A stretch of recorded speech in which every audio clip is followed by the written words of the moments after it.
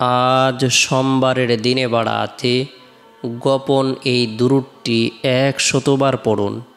জীবনের সকল গুনাহ মাফ হবে, ভাগ্য খুলে যাবে, দোয়া কবুল হবে, আশা আকাঙ্ক্ষা পূরণ হবে। সোমবারের দিন সাপ্তাহিক উত্তম দিনসমূহের মধ্যে অন্যতম একটি দিন। সোমবারের দিন সারা পৃথিবীর সমস্ত মানুষের আমলসমূহের রিপোর্ট পেশ করা হয়ে থাকে। সোমবারের দিন আল্লাহ পাক রব্বুল আলামিন আসমানের সকল দরজা উন্মুক্ত করে দেন। সোমবারের দিনটিকে স্বয়ং নবী করিম সাল্লাল্লাহু আলাইহি সাল্লাম গুরুত্ব দিতেন। এই দিনে আল্লাহ তাআলার কৃতজ্ঞতা জ্ঞাপন করার উদ্দেশ্যে নফল রোজা রাখতেন। সোমবার দিন সাইদুল মুরসালিন, ইমামুল মুরসালিন, খাতামুন নবীন, রহমাতুল্লিল আলামিন, আমাদের হৃদয়ের স্পন্দন, কলিজার টুকরা জনাবে মুহাম্মদুর রাসূলুল্লাহ সাল্লাল্লাহু আলাইহি সাল্লাম জন্মগ্রহণ করেছেন। সোমবারের দিনটিকে যদি আমরা গুরুত্ব দেই, এদিনে নফল ইবাদত বন্দেগী করি, নফল নামাজ পড়ি, কোরআন তেলাওয়াত করি, জিকির আজগার করি, তাসবিহ তাহলিল পাঠ করি, রব্বুল আলামিনের দরবারে রুনাজারি করি, তাহলে আশা করা যে আল্লাহ তাআলা আপনার আমার জীবনের সগীরা কবিরা, জাহিরি বাতিনি, শিরিক বিদাত, ইচ্ছায় অনিচ্ছায়, গোপনে প্রকাশ্যে যত গুনাহ আছে সকল গুনাহগুলো ধুয়ে মুছে নবজাত শিশুর ন্যায় নিষ্পাপ করে দেবেন, গুনাহকে মাফ করে দেবেন, দোয়াকে কবুল করবেন। তাই গুরুত্ব সহকারে আমরা সোমবারের দিন নফল ইবাদত বন্দেগী করব। বিশেষ করে সোমবারের দিন ফজরের নামাজ সম্পূর্ণ করার পর জাহান্নামের ভয়াবহ শাস্তি থেকে বাঁচার উদ্দেশ্যে রাসূলের শিখানো বরকতপূর্ণ এই দোয়াটি আমরা ৭ বার পাঠ করব, আমল করব। আল্লাহুম্মা আজিরনি মিনান নার, আল্লাহুম্মা আজিরনি মিনান নার। যে ব্যক্তি জাহান্নামের শাস্তি থেকে বাঁচার উদ্দেশ্যে এই দোয়াটি সকাল সন্ধ্যায় ৭ বার করে আমল করবে, আল্লাহ তাআলা তার জন্য যে নিয়ামতটি প্রদান করবেন, জাহান্নামের ৭টি দরজা বন্ধ করে দেবেন, আল্লাহ পাক রব্বুল আলামিন জান্নাত অবধারিত করে দেবেন, তার পেরেশানিকে আল্লাহ তাআলা দূর করে দেবেন, তার উপর খাস রহমত বর্ষণ করবেন। তাই আমরা গুরুত্ব সহকারে সোমবারের দিন ফজরের নামাজের পর এই আমলটি করব। এরপরে সোমবারের দিন জোহরের নামাজ সম্পূর্ণ করার পর গুরুত্ব সহকারে আমরা গোপন এই দুরূদটি ১০০ বার আমল করব।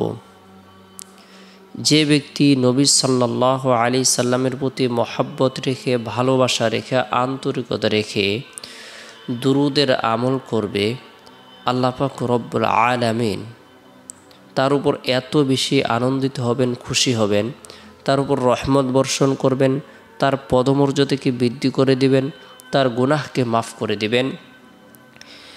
দুরূদ এমন একটি আমল স্বয়ং আল্লাহ পাক রব্বুল আলামিন নিজেও করেন।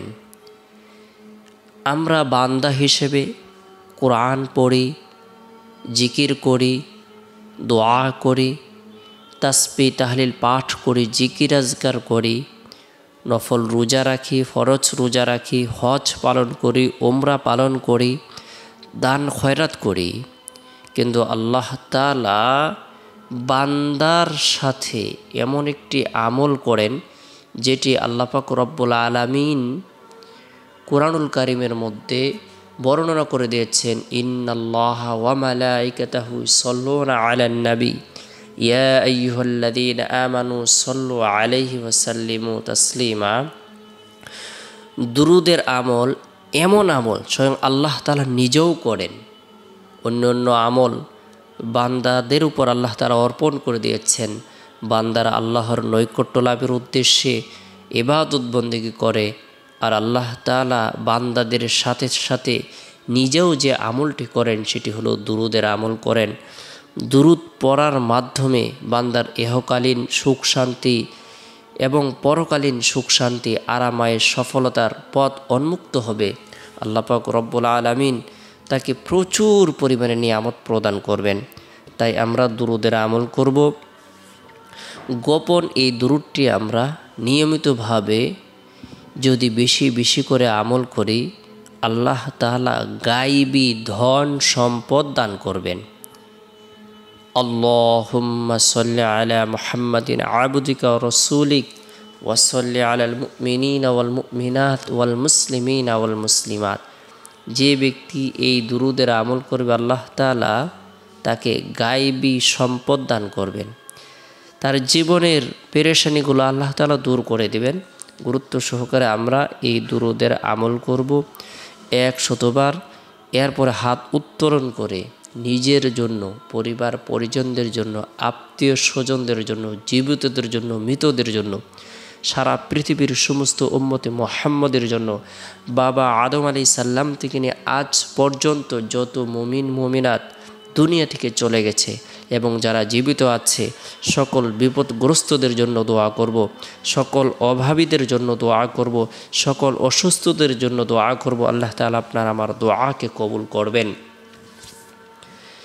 এরপরে সোমবারের দিন আসরের নামাজ সম্পন্ন করার পর সুবহানাল্লাহ 33 বার, আলহামদুলিল্লাহ 33 বার, আল্লাহু আকবার 34 বার এই তাসবিহ তাহলিল তাকবীরগুলো পাঠ করব।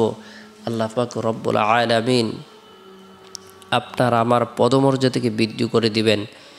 জান্নাতকে আল্লাহ তাআলা সাজাইতে থাকবেন। বান্দা যত বেশি সুবহানাল্লাহর জিকির করবে, আলহামদুলিল্লাহর জিকির করবে, আল্লাহু আকবার পাঠ করবে, আল্লাহর পবিত্রতা বর্ণনা করবে, আল্লাহর বরত্বকে স্বীকার করবে, আল্লাহর একাত্মবাদকে স্বীকার করবে, আল্লাহর প্রশংসা বর্ণনা করবে, আল্লাহ পাক রব্বুল আলামিন ফেরেশতাদের নুরানি মজলিসে ওই বান্দা বান্দীদের ব্যাপারে গর্ব করতে থাকবেন, আলোচনা করতে থাকবেন। সুবহানাল্লাহ। তাই